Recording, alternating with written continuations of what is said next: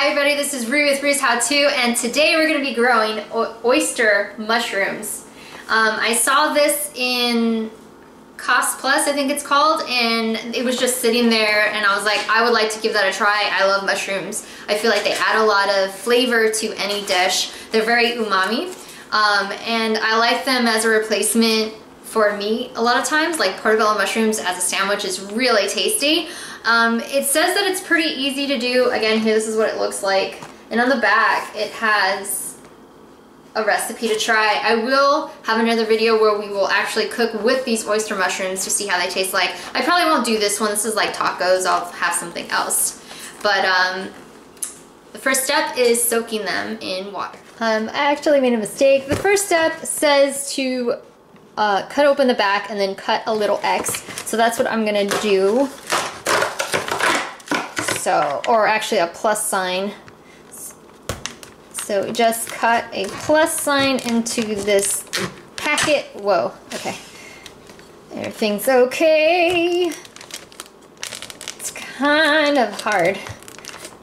All right. So you cut a little plus sign into it, and then step 2 is to soak it. Step 2 says to soak the bag for about 8 hours, and it says to you to put the X side face down. It says that it will float, so that's fine. So we're just gonna wait for 8 hours.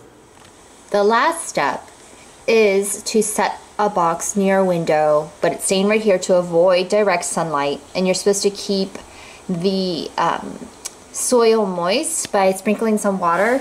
And so this is what it's looking like right now. I took it out of the bowl with the water, and then I placed it back into the box. And I don't really have a windowsill, but I have this window area here. There is direct sunlight. I know it says to avoid it, so I'm just gonna like angle it in a way that it doesn't necessarily get the direct sunlight, but it'll still get the sunlight and warmth that it needs. So it says in as little as 10 days, I could be having delicious oyster mushrooms. So I'm very excited to see how that goes.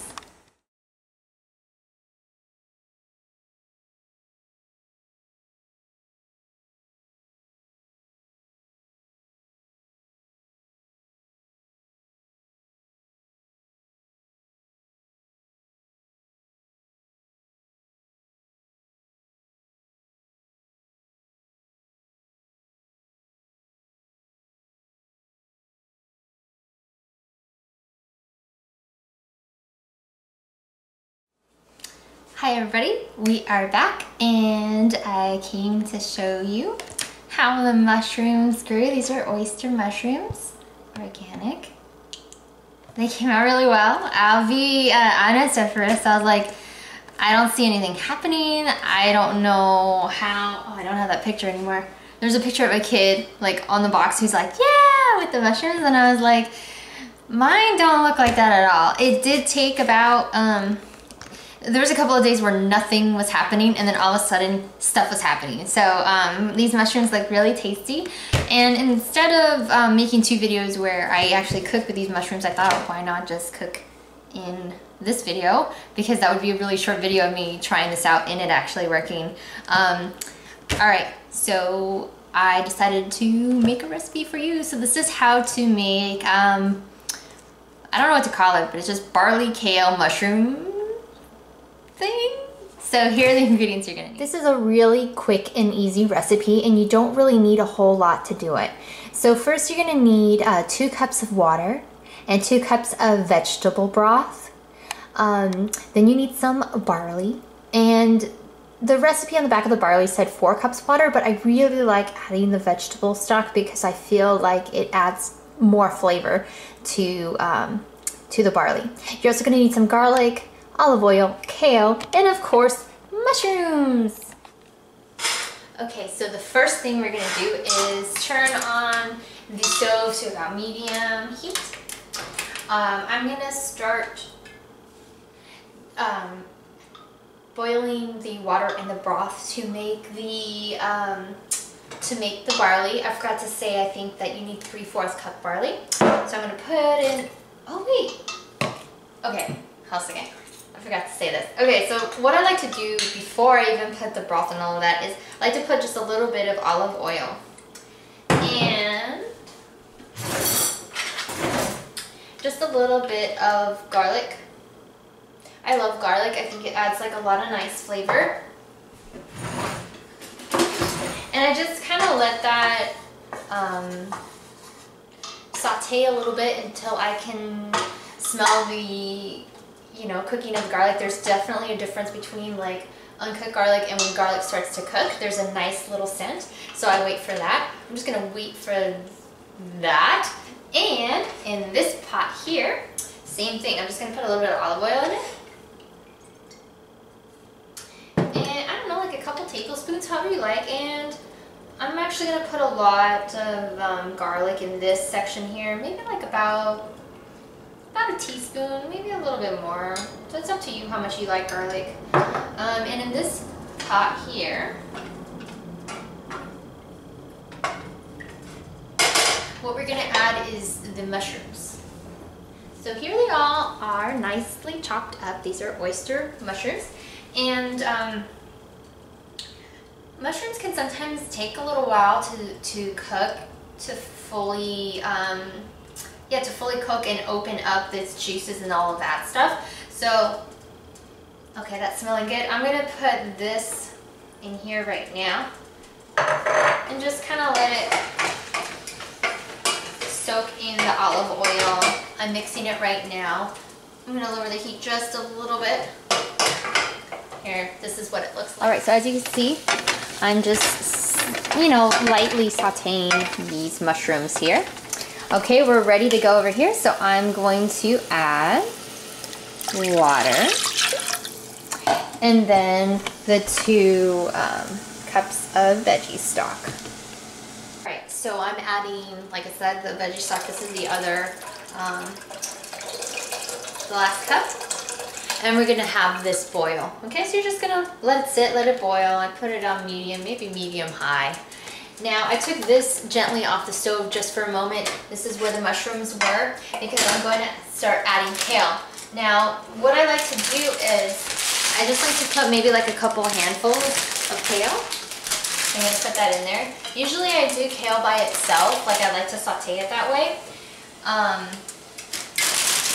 Or, you know, kind of saute, steam, however you want to do it. So I just put a little bit. This is about how much kale I put in there, just enough to just have a layer of it. And I also going to put just a little bit of water. You can put as much as you feel that you need it. I just like a little bit, I don't know, a couple tablespoons. So I'm gonna let this, I'm mixing them all together just a little bit. And then I'm gonna put it kind of on low. And I'm gonna put a lid on it and let it kind of slowly, you know, juice together, and so the kale gets kind of, I still want it a little crunchy, but definitely a little cooked, and sauteing with the flavors of the garlic, the olive oil, and the mushrooms. So this is kind of the color that I'm looking for. See how it's, whoa, okay. That's kind of the color I'm looking for. So I'm gonna take this off the heat and focus. Oh, I'm sorry. Okay, there we go. This is starting to boil over here.